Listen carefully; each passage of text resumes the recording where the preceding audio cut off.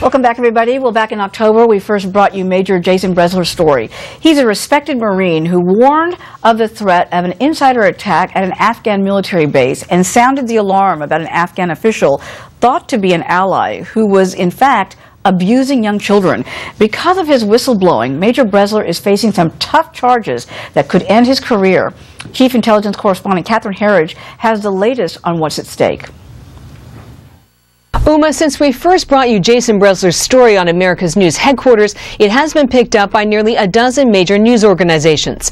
On Tuesday, Brezler faces a board of inquiry, an administrative hearing in the military for warning his fellow Marines in Afghanistan of an insider threat. In this case, an Afghan police chief who Brezler knew to be linked to the Taliban was also a child predator. The Marine reservist now stands accused of passing classified information through unclassified channels, in this case an email account. His warning was ultimately ignored, and 3 Marines were killed by one of the Afghan police chief's child victims. Those who support Brezler, a New York City firefighter, say the case has far-reaching consequences if he is dishonorably discharged for simply trying to help his fellow Marines. Uma? Catherine, thank you very much. Well, one of Major Brezler's attorneys, Kevin Carroll, is joining us here live. Kevin, thanks for being here. What happens next in this situation? Uma, this week there's going to be a board of inquiry where, after 17 months now, Jason Brezler is going to have the chance to tell his side of the story in public and under oath, and he's eager to do that. He must be very eager, and this has been obviously very upsetting to him. How are his spirits as he moves forward through this? This has been very difficult. He's a man of outstanding character. He's a Naval Academy graduate. He's a decorated combat veteran. He serves with one of the most elite units of the New York City Fire Department.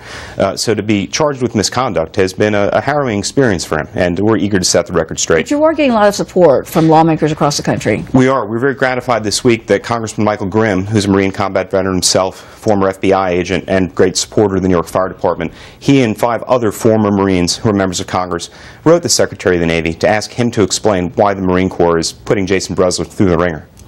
What message is it sending to others out there who are on duty about raising concerns about things that they might see that are violating the law, and when they go to report it, they're being told that that's not appropriate and you should stop this?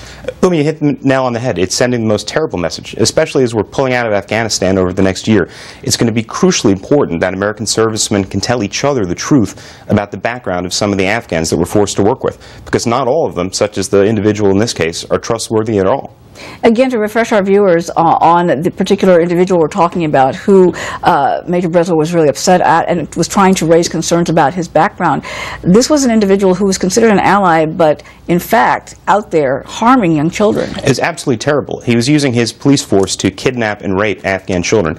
He was also dealing drugs, dealing and running guns, and giving weapons to the Taliban, and helping to facilitate terrorist attacks on American troops. Just shameful. And we, of course, are going to be following this very closely, and we wish you all the best in this, and keep us posted. Thanks very much, Uma. Appreciate it.